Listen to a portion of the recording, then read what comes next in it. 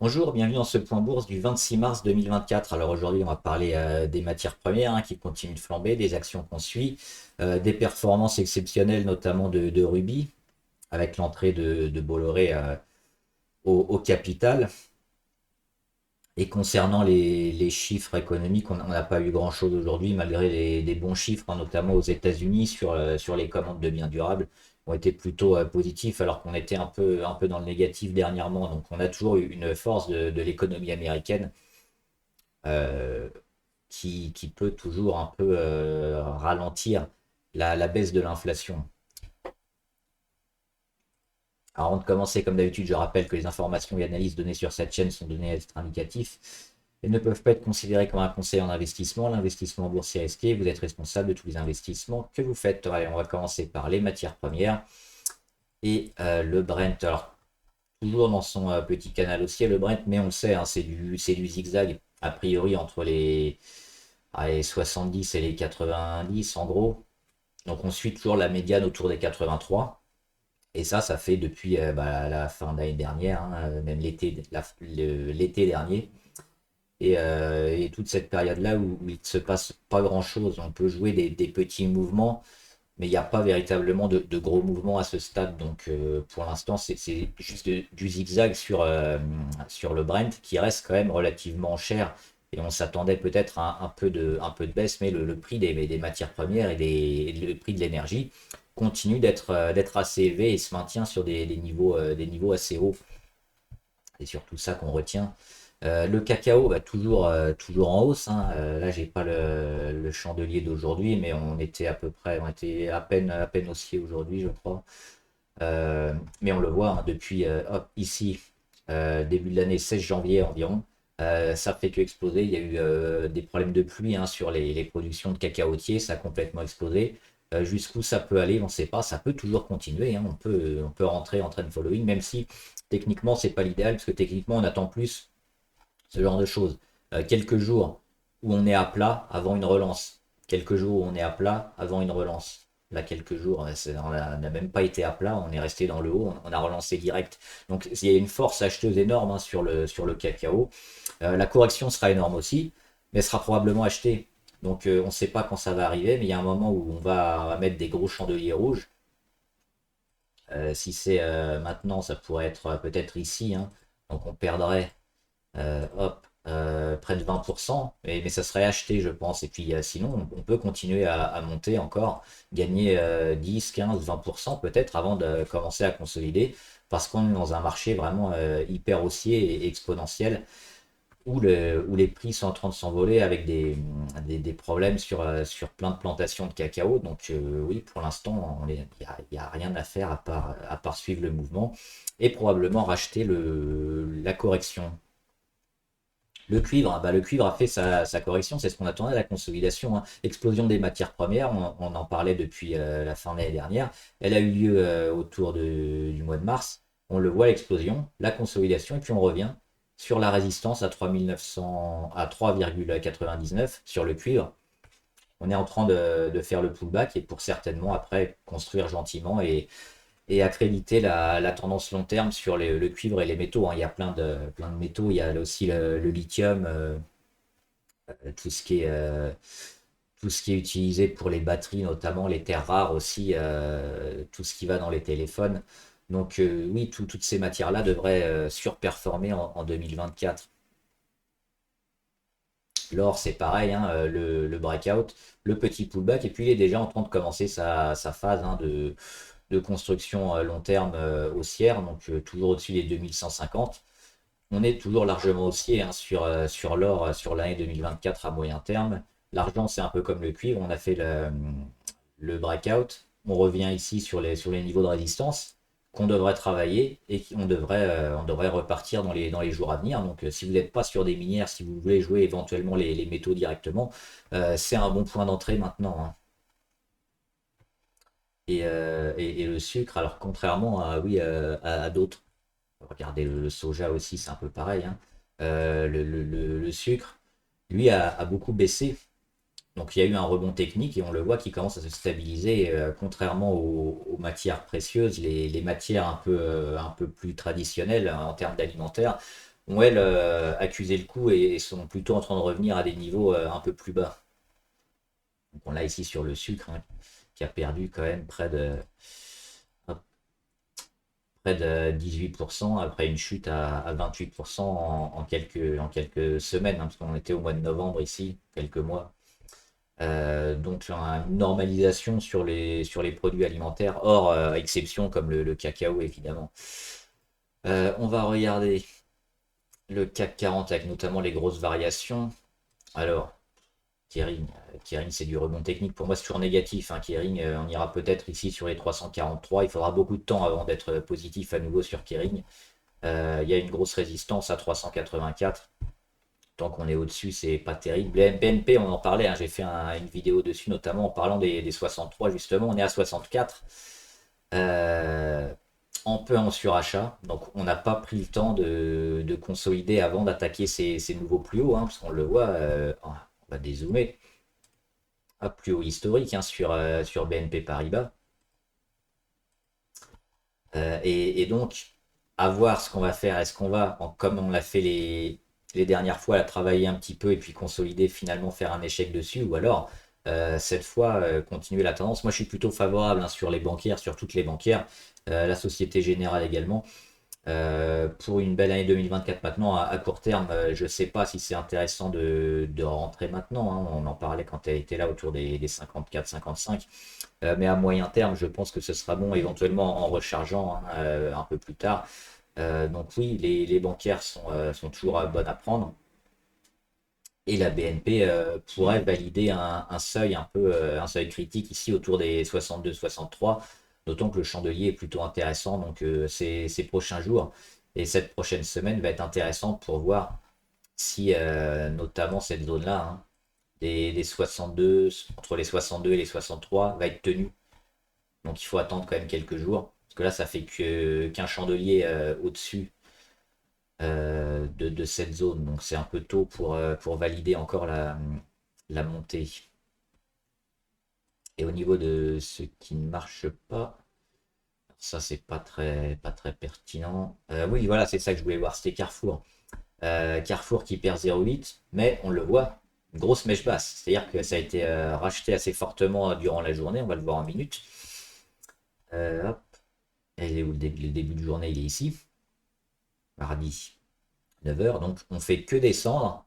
Là, en une demi-heure, on a perdu. On perd combien en une demi-heure? Hop, on perd environ 3% dès la première demi-heure. Et puis on fait un pic ici, au bout d'une heure et demie, à 4,5%. Et finalement, durant la séance, hein, tout est repris sur Carrefour. Donc ça, c'est plutôt un signe de force. J'aime bien, de force à court terme, hein, j'entends, de réaction. Donc on le voit, c'était la zone des 15,54, hein, qui a parfaitement fait son office de rebond ici. Zone support, on va chercher avec une mèche, on revient. Ça peut être intéressant à court terme, peut-être. Ça donne une opportunité d'achat de rentrer sur Carrefour pour espérer aller tester une nouvelle fois les 16,50 et peut-être la dépasser. Mais le titre reste quand même sous pression. Mais je pense qu'à court terme, on a peut-être une chose intéressante ici avec cette mèche basse, qui donne un côté positif à la valeur, notamment pour demain. On va regarder, hop, quelques valeurs du portefeuille et notamment Ruby. On va commencer par Ruby, plus 12,4. Le graphe parle de lui-même. Il y a Bolloré qui a pris une participation, hein, dans Ruby, je crois que c'est pour un peu plus de 5%, donc c'est pas négligeable, hein, c'est très important. Euh, Nous, sur Ruby, on était déjà favorable depuis un moment, notamment ici, hein, on l'avait dit, au mois de mi-novembre à peu près, sur Ruby.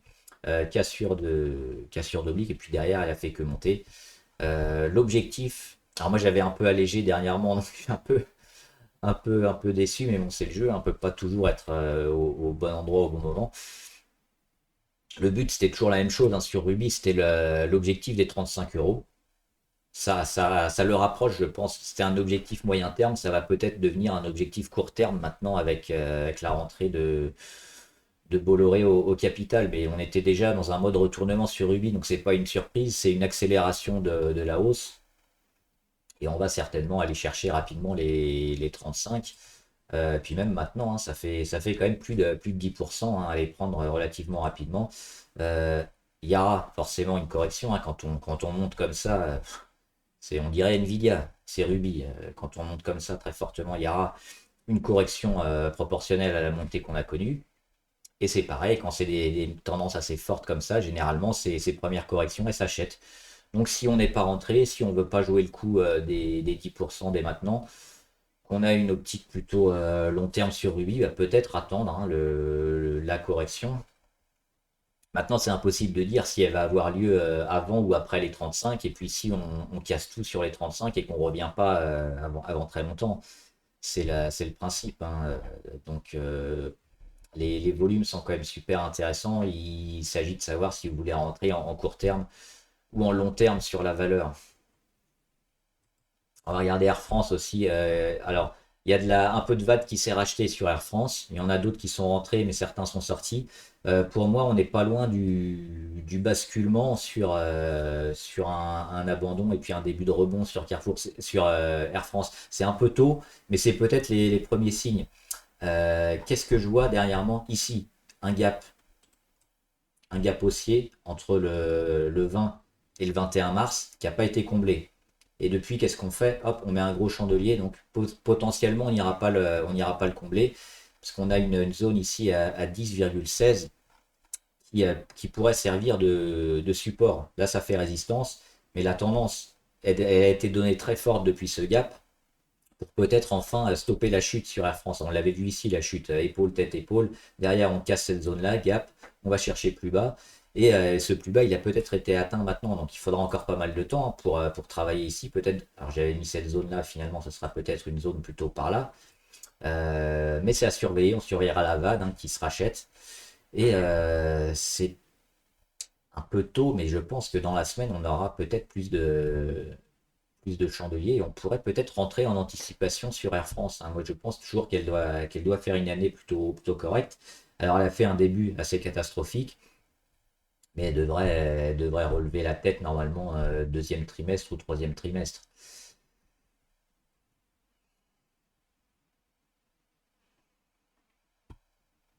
Un petit point juste sur les minières, toujours super favorable, hein. Si vous n'êtes pas sur des minières, pensez-y, tout ce qui est or, argent, cuivre, lithium, manganèse, etc. Orubis, c'est un des leaders européens en Allemagne.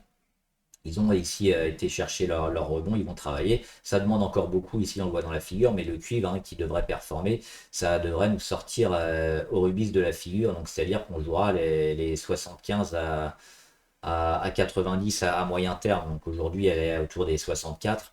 Il y a certainement beaucoup à faire aussi sur cette valeur. Et puis les volumes hein, sont plutôt favorables dernièrement. Un petit coup d'œil sur Biomérieux.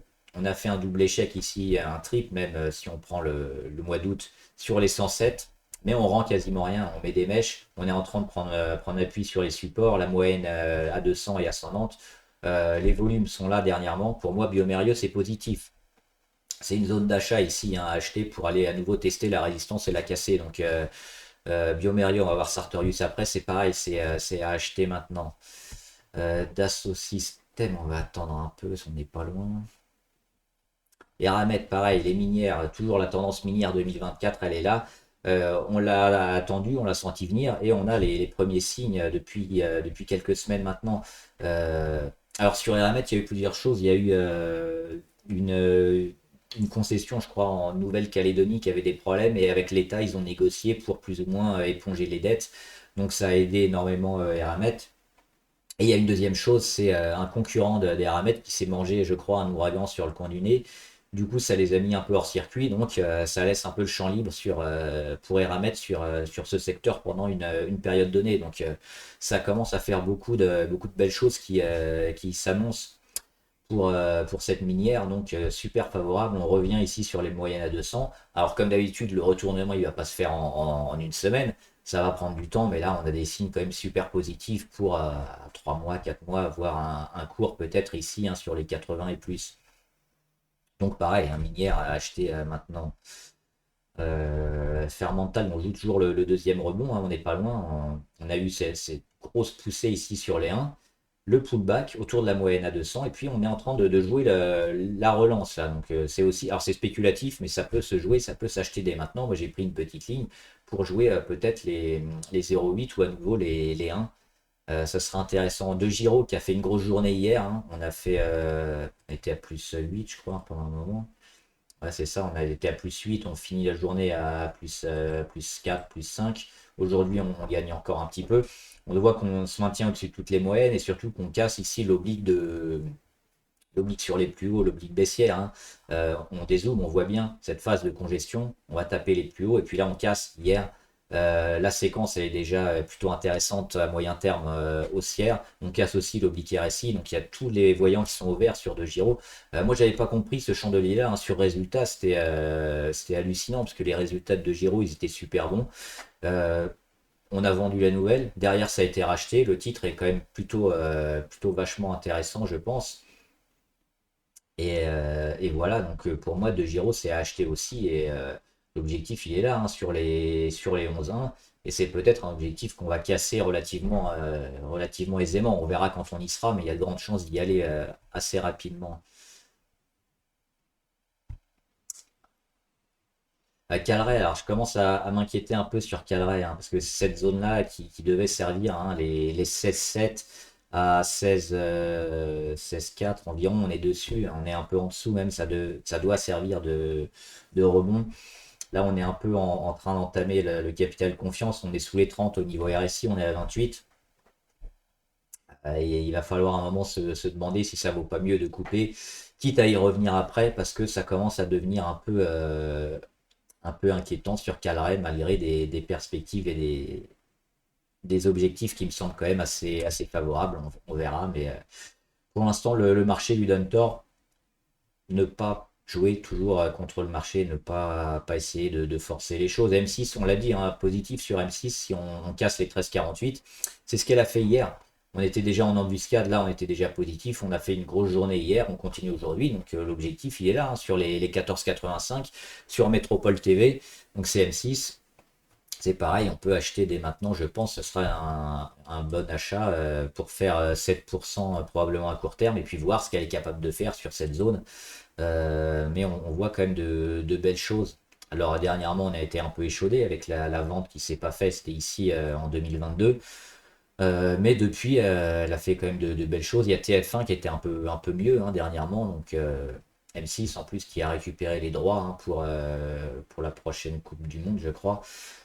C'est un peu loin, mais ça dénote quand même d'une certaine santé financière qu'elle essaye de s'accaparer pas mal de parts de marché pour la publicité notamment. Donc ça, c'est plutôt favorable, hein. Donc, sur M6, c'est pareil. On est largement acheteur. Newmont, c'est pareil, c'est une minière. Elle a fait or, argent, elle fait aussi autre chose, j'ai oublié. Euh, j'ai pas mis à jour. Hop, j'ai pas mis à jour mon graphique, c'est bizarre ça. Oui, donc Newmont, positif, hein, on a rebondi ici sur les 30, on revient tester la zone des 32. Alors si on dézoome, c'est toute cette phase de congestion ici qu'on est en train de travailler. Et pareil, hein, sur les minières, on espère une belle sortie par le haut. Pour l'instant, elle est en train de travailler, d'accumuler, hein, au-dessus du nouveau support. Mais c'est pareil, on a des objectifs assez élevés, hein, sur les minières en 2024. Euh, donc là, on pense avoir tapé un peu le plus bas en ce début d'année. On a un objectif en termes de pourcentage assez élevé. On verra. Pour l'instant, la tendance, on le voit, est toujours sous pression, mais on a déjà au moins 25% pour aller chercher la résistance, hein, sur les 42,7. Et PayPal aussi, je suis rentré sur PayPal, hein. On voit le début d'un retournement qui est en train de se mettre en place ici sur PayPal. On va dézoomer un peu comme ça. On voit, hein, la phase ici avec les plus hauts toujours sur l'oblique. Le faux départ une première fois. Et puis là, finalement, c'est quasiment acté, quasiment gagné à la mi-décembre. On sort ici. Alors après, il y a toujours plusieurs scénarios, hein. On peut monter fortement, mais généralement, ce qui se passe, c'est qu'on va retaper un peu l'oblique. Là, on est un peu revenu dessus plusieurs fois, hein, assez longuement, parce qu'on a mis plus d'un mois. Mais Derrière, on confirme, on accumule sur cette zone-là et puis on va retourner probablement. On met un plus haut, on cadre la valeur à 68,2 et on vient déjà le retester, les 68,2. La troisième ou la quatrième fois, ça va passer, hein. Donc il y a du retournement. On l'a vu sur Adyen notamment qui avait été plus performante et qui avait monté avant. Je pense que PayPal, leur solution de paiement, ça devrait aussi enfin décoller on n'est plus en début d'année, on est au printemps maintenant 2024, mais il y a fortement de belles choses à faire. Seb aussi super favorable, hein, si vous n'êtes pas dessus. Malgré la Chine qui a du mal à repartir, Seb elle va faire du chiffre un peu partout. Hop, on a cette période ici au-dessus de la résistance support à 107 environ, qui a servi plusieurs fois de rebond. La tendance elle est haussière largement. On a une petite phase de congestion comme ça qui peut éventuellement être intéressante à suivre. Mais l'objectif, il est à moyen terme sur les 136, hein, sur SEB, on le voit, ça vient taper à chaque fois. Et les rebonds sont relativement achetés fortement. Donc moi, ça m'intéresse. On est toujours en zone acheteuse, on est 60 au niveau RSI. Euh, je m'attends à bientôt, après cette période ici d'accumulation, presque de latéralisation, à une nouvelle période un peu assez forte en escalier où on va monter un peu tous les jours pour aller taper les 120, 125, 130. Donc c'est, je pense, un des derniers moments pour rentrer sur SEB. On ne sait pas si on va avoir un petit retour un peu plus bas, mais à mon avis, moi je suis plutôt positif sur la valeur. Sartorius aussi, hein, le retournement, comme Biomérieux, hein, même aller en avance par rapport à Biomérieux.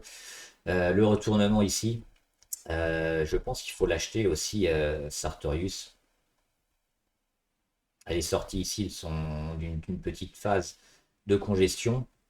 Et puis ça a été très propre, hein, sortie de phase de congestion, on est au-dessus du support à 263, c'est cette zone-là, qui avait déjà servi notamment en 2022. Donc on y revient, on prend appui, et puis la tendance, on le voit, hein, hop, elle est ici.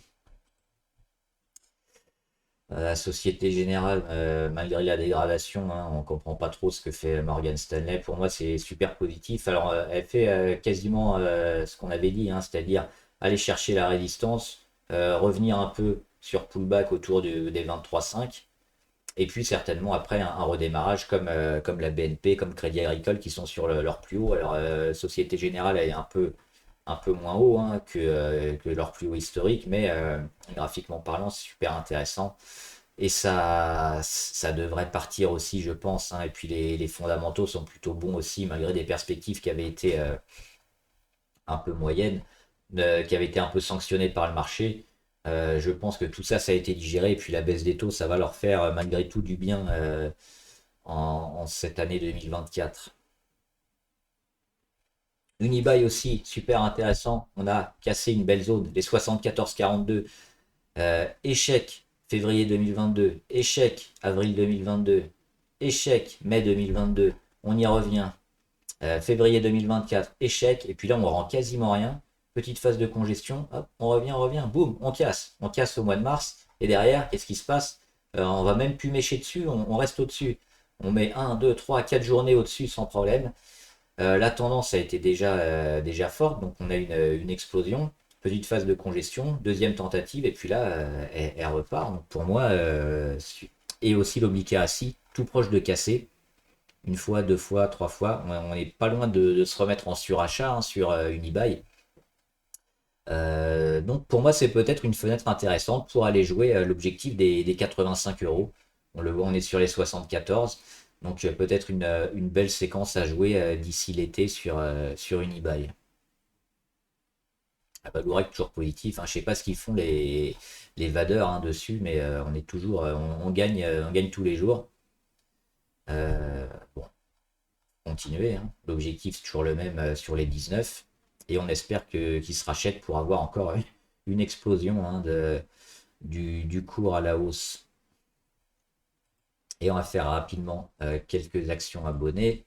Alors, j'ai mis ASM et il y avait marqué ASML international. Ça n'existe pas, c'est soit ASML, soit ASML international, mais c'est quasiment la même chose, hein. C'est les mêmes cours, c'est les mêmes graphiques. ASM international, ouais, on commence à taper les plus hauts ici et puis à cadrer un peu plus le cours. Donc,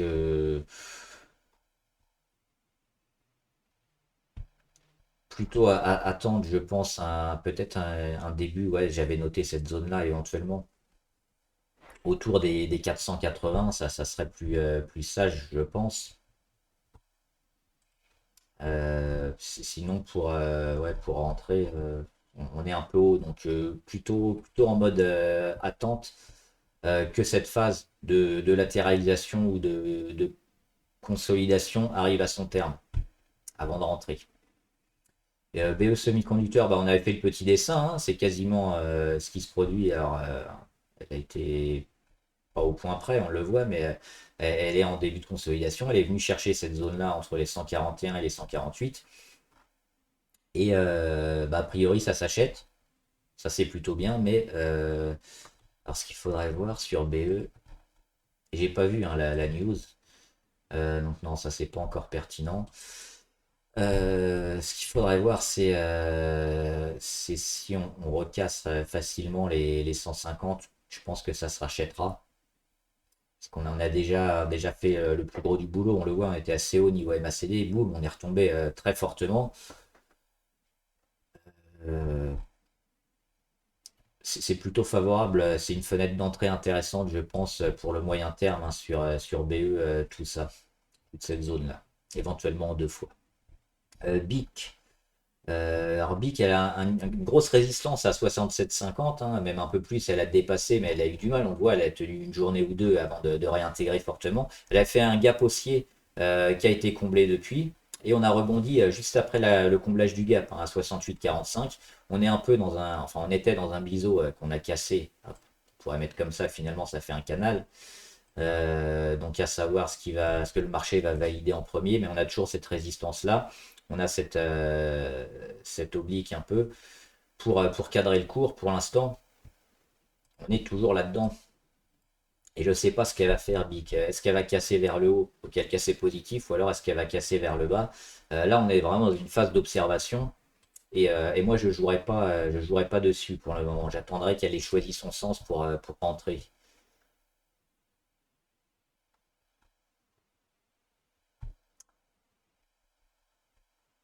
Et je crois qu'on avait tout fait.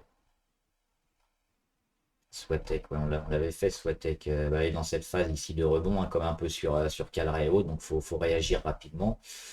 Rien d'autre à dire. Valeo, elle est en train de travailler la zone ici des 11,53.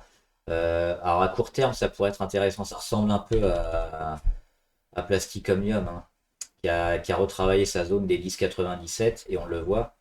Finalement, elle a réussi à la casser et à lancer quelque chose. Donc c'est un peu ce qu'on va chercher sur Valeo, c'est la même chose.